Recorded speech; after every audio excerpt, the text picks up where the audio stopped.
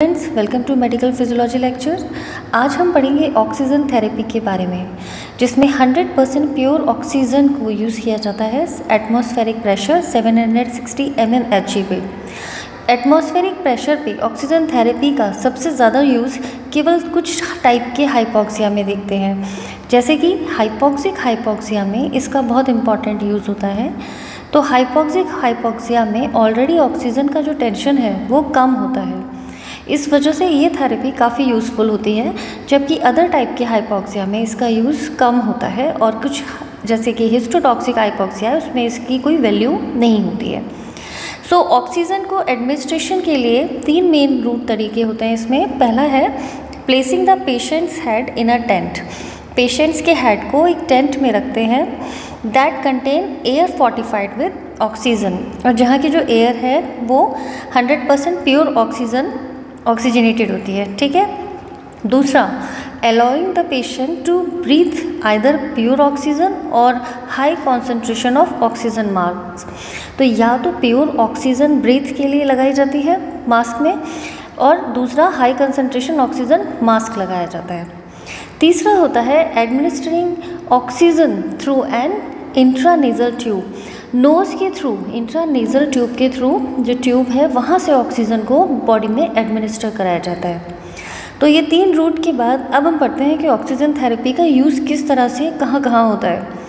So first one is oxygen therapy is very useful in hypoxic hypoxia. ये MCQ question है, बहुत important.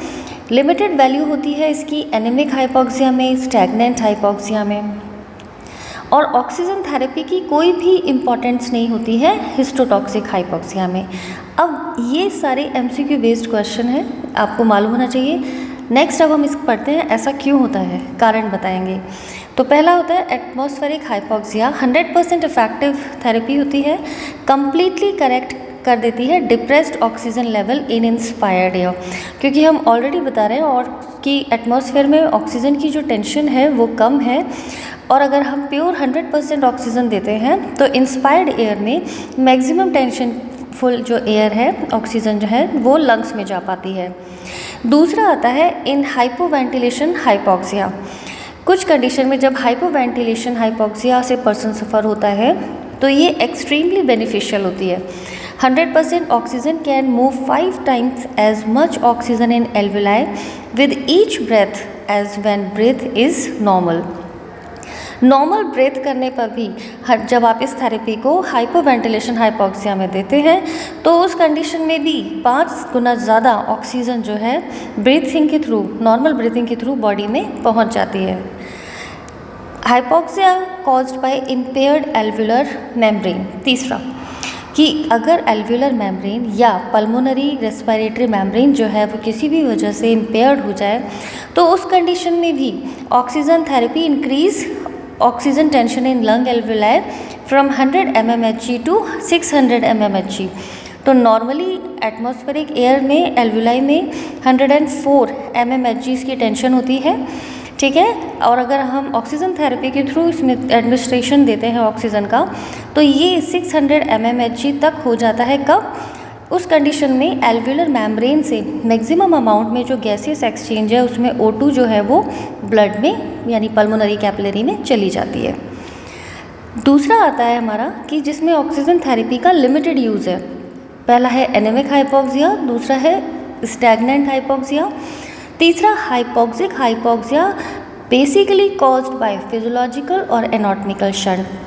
अगर body में already physiological anatomical shunt हैं, यानी ऑक्सीजनेटेड और डीऑक्सीजनेटेड ब्लड मिक्सअप हो रहे हैं, या ऐसे एरियाज जहाँ हाइपोवेंटिलेटेड होते हैं, उस कंडीशन के अंदर ये थेरेपी लिमिटेड यूज़ की है। So as oxygen is already available in alveoli, क्योंकि एनीमिक हाइपॉक्सिया में एटमॉस्फेयर में ऑक्सीजन की टेंशन में कोई कमी नहीं है, लेकिन हीमोग्लोबिन कम होने की वजह से ट्रांसपोर्ट कम हो पाता है। स्टैग्नेंट हाइपॉक्सिया के अंदर सर्कुलेटरी शॉक की वजह से ब्लड ट्रांसपोर्टेशन से के थ्रू ऑक्सीजन की डिलीवरी रिड्यूस हो जाती है, और अगर पल्प फिजियोलॉजिकल या एनाटॉमिकल शंट है तो उस कंडीशन में भी ऑक्सीजन की डिलीवरी या ट्रांसफ़र जो है वो बॉडी के डिफरेंट पार्ट्स को कम पहुंचता है। तो ऑक्सीजन की ऑलरेडी जो अवेलेबिलिटी है वो एटमॉस्फेयर में काफ़ी है, तो उस कंडीशन में इसकी जो थेरेपी, ये जो थेरेपी है इसकी जो वैल्यू है वो काफ़ी लिमिटेड हो जाती है। So in these condition some extra oxygen can be transported in dissolved state in blood. तो अगर कुछ extra amount of air transport करते हैं डिजॉल्व स्टेट में ब्लड में, then this extra oxygen may sometimes be difference from life and death, क्योंकि already oxygen की tension complete है, ट्रांसपोर्टेशन में प्रॉब्लम है। तो अगर इस कंडीशन में अगर वापस से एक्स्ट्रा ऑक्सीजन दी गई तो उस कंडीशन में मे बी ये लाइफ और डेथ का कारण हो सकती है। ठीक है, तो ये कह नहीं सकते कि फिर अगर डेथ अगर हो जाती है तो उस कंडीशन में जो डिज़ोल्व ऑक्सीजन स्टेट में जो ऑक्सीजन है जो ब्लड के अंदर मे बी वो भी डेथ का कारण हो सकती है। सो इस पर्टिकुलर कॉज में hyperbaric oxygen therapy is more useful than oxygen therapy at atmospheric level. ये बहुत इंपॉर्टेंट MCQ स्मॉल क्वेश्चन बनता है। नेक्स्ट आता है oxygen therapy is of no use, जिसमें ऑक्सीजन थेरेपी का कोई यूज़ नहीं है, दैट इज़ हिस्टोटॉक्सिक हाइपोक्सिया। हम आपको पहले ही पढ़ा चुके हैं कि ऑक्सीजन की टेंशन एटमॉस्फेयर में ठीक है, ट्रांसपोर्टेशन ठीक है, हीमोग्लोबिन के थ्रू ट्रांसपोर्ट आराम से हो रहा है, because tissue metabolic enzyme system incapable, जो टिश्यू के जो सेल्स के जो मेटाबॉलिक फंक्शंस हैं वो इनकेपेबल हो गए हैं ऑक्सीजन को यूटिलाइज करने में, जो कि उस तक पहुंच रही है। तो जब ऑक्सीजन को यूटिलाइज करने वाला फंक्शन ही सेल का डिमिनिश हो चुका है तो उस कंडीशन में ये थेरेपी किसी भी यूज़फुल फॉर्म पे नहीं आती है। सो आई होप ऑक्सीजन थेरेपी से रिलेटेड अगर आपसे क्वेश्चन पूछा जाए तो आप उसके आंसर कर पाएंगे। Hope you would like the lecture. Please like and subscribe my channel. Thank you, wish you all the best. मेरे नोट्स टेलीग्राम लिंक पे अवेलेबल है, आप वहाँ ज्वाइन कर सकते हैं। मैं doctor Shikha Saxena, associate professor physiology. Good luck, best of luck to you. Thank you.